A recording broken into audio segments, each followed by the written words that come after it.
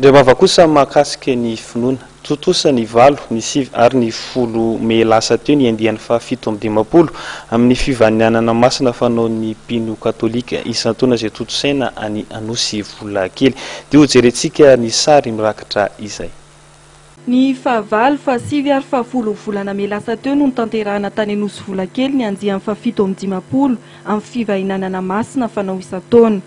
Mpino kristianina 507 no tonga nanatrika izany. Pretra 7, frera 2 ary relijiosy 2 no tonga tany toerana. Intelo isan-taona ny fanatanterahana io pelerinage io dia ny volana Mai, Aogositra ary mamarana azy ny volana Novambra. Ny volana Mai toy izao no tena ahitana kristianina maro indrindra satria maro amin'ireo mpanala fanadina mpanjakana isan-karazany no tonga mangataka vavaka araka ny afatra nomeny Masin'i Maria Andra-Patrisy hoe ho an'izay te azo fahasoavana dia aoka angataka izany eto Anosy Volakely amin'ny zanako fa ho azony izany raha sitrak'Andriamanitra ka hahasoa azy. Ry kristianina havana tafavory eto amin'ity toerana masina ity isika mianakavy izy amin'izao alahady fahaenina fankalazana ny Paka izao.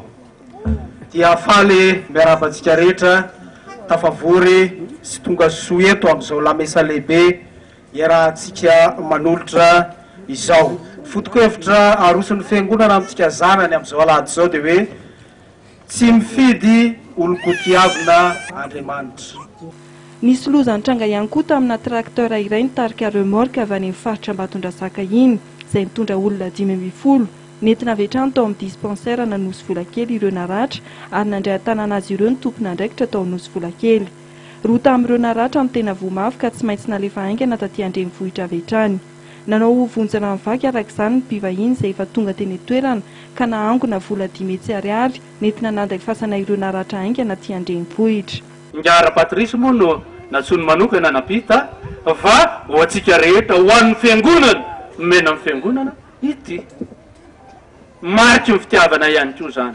Ary eto Anosy Vola tsisy fanavahana hoe reto ihany no makaeto na ranona ihany no mahazo maka aty fa ny olony rehetra no tsona ho eto satria tsy mifidy olon-kitiavan'Andriamanitra ary famantarana anankiray manambara an'izay fitiavan'izay ity toerana fanaovana fivanianana masina ity. Nisy ny afatra nomen'Nga Patrisy ho an'ny olona, nisy ihany koa ho an'ny mpitondra fanjakana. Fahatsiarovana fanomanana ny fahatsiarovana fa 2020 taona amin'ny fisehoan'ny Masin'i Maria voalohany amin'ny 10 Novambra.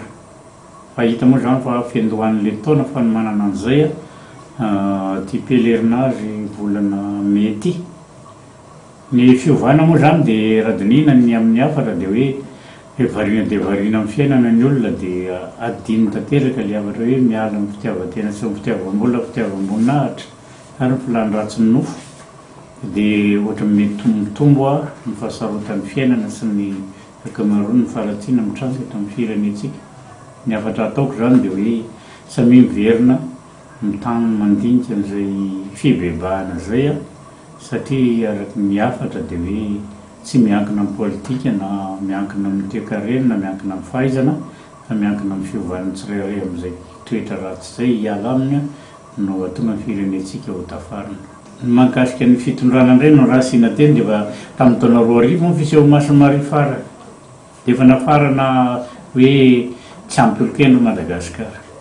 Tsoratsoratra koa no mampiasa olona ray alina tamin'izany fotoana izany ny afatra karakara olona 2000 ny olona ray dia nakarakara le olokendra miampy ny fandaminana fanjakana ny fandriampahalemana sy ny fandaminana ny isaky ny tanàna. Efa ela izany fotoana izany nefa tsapa fa tokony mbola zavatra azo iainana tsy nenon'ny olona dia mba afarako amin'ny fanjakana hoe ny afatra Masin'i Maria hatrany hatrany dia hoe raha politika na fahaizana na fitantanana fotsiny dia tsy hanovan'ity firenena malagasy ity.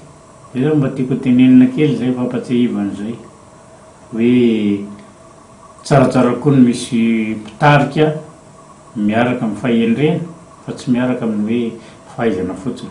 niteneniko tamin'ny fotoana taloany hoe misy olomanga ary misy olokendry ka raha olomanga fotsiny dia ao anatin'ny fihetseham-po sy ny fahaizana nampianary fa raha olokendry anatin'ny fampianarana sy fananarana sy fijoroana noho ny marina hatranetrany. Araka izany dia amin'ny faharoa sy fahatelo volana aogositra 2024 indray no fivahinanana manaraka. Hitantsika ao anatin'ireto vaovao tapatapandreto